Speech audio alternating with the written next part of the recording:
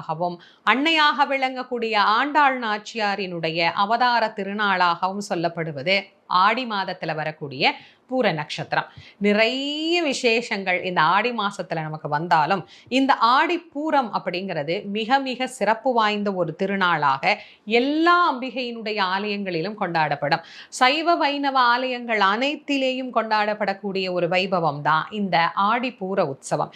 இங்கே அம்பாள் அவதரித்தது, அங்கே ஆண்டாள் நாச்சியார் அவதரித்தது, அம்பிகைக்கு வளைகாப்பிட்ட வைபவம் அப்படின்னு எல்லா கோயில்லையும் ஒரே கொண்டாட்டமா இருக்கும்.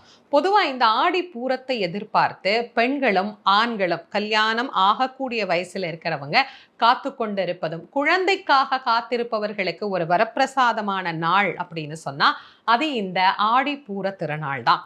ஆடி பூரத்துல இந்த வழிபாட்டை செய்து பலன் பெற்றவர்கள் பல்லாயிரக்கணக்கான பேர் இருக்கிறார்கள். நம்முடைய பழைய பதிவுகள்ல எல்லாம் போய் பாருங்க, அதனுடைய கமெண்ட்ஸ்